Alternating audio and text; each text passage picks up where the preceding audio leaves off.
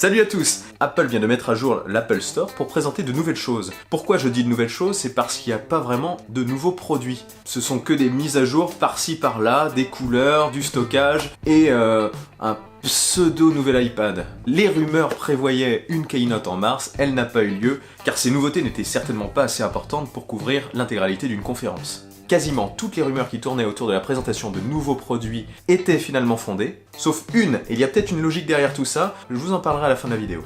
Alors, qu'est-ce qu'il y a de nouveau sur l'Apple Store?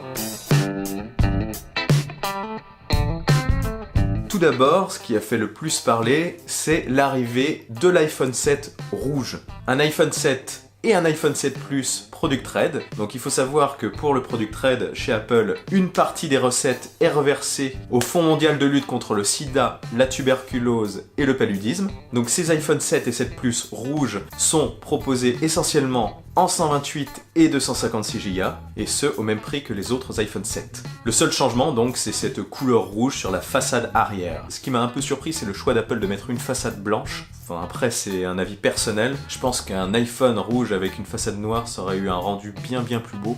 Ils auraient pu aussi faire un effort sur l'anneau du Touch ID, qu'ils auraient pu mettre en rouge. Enfin ça, encore une fois, ça reste une question de goût. D'ailleurs, je ne suis sans doute pas le seul à penser ça, puisqu'un designer, Benjamin Gesquin, a présenté un visuel de ce qu'aurait donné cet iPhone en noir et rouge. Je vous laisse d'ailleurs le soin de constater ça par vous-même et de vous faire votre propre avis.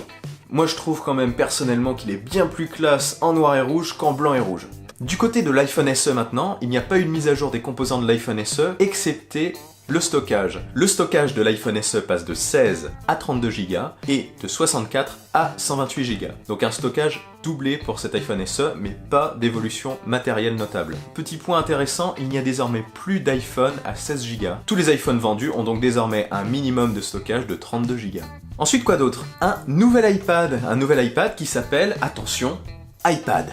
Cet iPad remplace l'iPad Air 2, mais d'une manière un peu étrange. Donc cet iPad démarre à 409 €, donc c'est moins cher que l'iPad Air 2 qui, je le crois, était proposé à 439 €. À vérifier. Donc il fait toujours 9,7 pouces, il est disponible en or, argent et gris sidéral, avec un processeur A9 et un coprocesseur M9. Donc l'iPad Air 2 avait un A8X. Il est proposé à 32 Go minimum, avec la même optique que l'iPad Air 2, semblerait-il, 8 mégapixels et ouverture f2.4. Il embarque le Touch ID, du coup tous les iPads désormais embarquent le Touch ID. Ce qui est étrange, c'est qu'il n'est pas proposé dans le châssis de l'iPad Air 2, mais dans celui de l'iPad Air 1. Ce modèle qui est censé remplacer l'iPad Air 2, il est plus épais que l'iPad Air 2. C'est bizarre, hein? L'iPad Air 2 faisait 6,1 mm d'épaisseur et celui-ci fait 7,5 mm d'épaisseur. Donc c'est un choix étrange d'Apple, c'est peut-être même une régression, mais je pense qu'il y a une logique derrière tout ça et je vous en parlerai aussi à la fin de cette vidéo. Autre changement, il n'existe plus d'iPad mini 2 en vente, il n'y a désormais plus que l'iPad mini 4 et à un seul format de stockage en 128 Go. Donc cet iPad mini 4 est vendu à 489 €. Donc plus cher que l'iPad qu'ils viennent de présenter également. Apple a fait une espèce de nettoyage, il y a beaucoup moins d'iPad, il commençait à y en avoir beaucoup, donc ils ont fait ça dans un souci de lisibilité dans leur gamme, un souci de cohérence. Maintenant il n'y a plus que l'iPad mini 4, l'iPad, et les deux modèles d'iPad Pro à 9,7 pouces et 12,9 pouces. Donc il sera plus facile de faire un choix. Sinon, il y a eu d'autres petites mises à jour. Donc il y a eu des nouvelles coques d'iPhone avec des nouvelles couleurs, fruits rouges, galets. Je vous laisse aller voir sur le store, je vais pas toutes les lister. Il y a eu aussi de nouvelles couleurs en édition limitée pour les Apple Watch. Et il est bon de noter que le bracelet sport de Nike est désormais vendu seul, séparément. Donc il n'y a plus besoin d'acheter une Apple Watch Nike Edition pour avoir les bracelets Nike. Autre nouveauté, mais cette fois logiciel, Swift Playground, donc le logiciel qui permet d'apprendre le Swift aux enfants est désormais disponible en français. Et plus étonnant, Apple a présenté une application nommée sobrement Clips. Cette app sortira en avril et permettra de faire des montages vidéo courts, de rajouter quelques effets comme des titres. On aura d'ailleurs la possibilité de dicter, je crois, ces titres, si j'ai bien compris. Et vous pourrez ensuite partager ce contenu directement sur les réseaux sociaux, donc Instagram, Facebook, Twitter et également YouTube.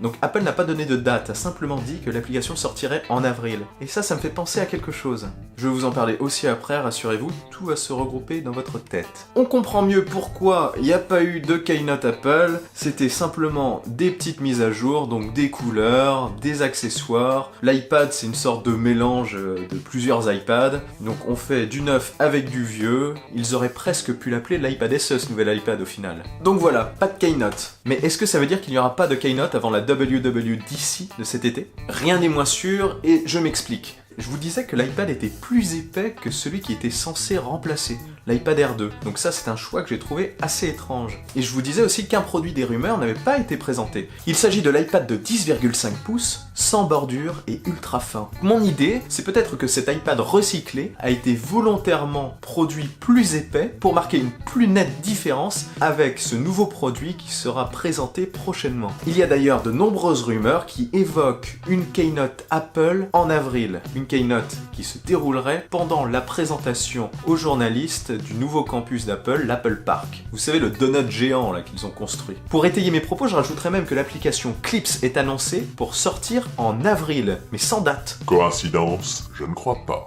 Alors qu'est-ce que ça veut dire tout ça? Eh bien ça veut dire qu'on peut peut-être encore espérer un spécial event, une keynote en avril, qui se déroulerait à l'Apple Park pour présenter aux journalistes leur nouveau campus dans l'amphithéâtre Steve Jobs. Ils en profiteraient peut-être pour présenter dans le détail leur nouvelle application et annoncer qu'elle sort juste après la conférence. Donc on a bien la sortie en avril. Et ils pourraient conclure cette conférence par un One More Things, ce moment où Apple dévoile à la fin de sa conférence quelque chose de nouveau. Ils pourraient ainsi présenter cet iPad de 10,5 pouces sans bordure ultra fin. L'espoir fait vivre. Donc vous pouvez me dire directement ce que vous en pensez dans les commentaires et moi je serai heureux d'en discuter avec vous. Donc voilà, c'est la fin de cette vidéo. Si vous l'avez appréciée, je vous invite à mettre un j'aime comme ça m'aidera, à vous abonner à la chaîne et si vous avez des questions, je vous invite à laisser un commentaire dans le bas de cette vidéo. Vous pouvez aussi vous adresser à moi sur Twitter, Facebook, Instagram, je vous répondrai. Allez, à la prochaine!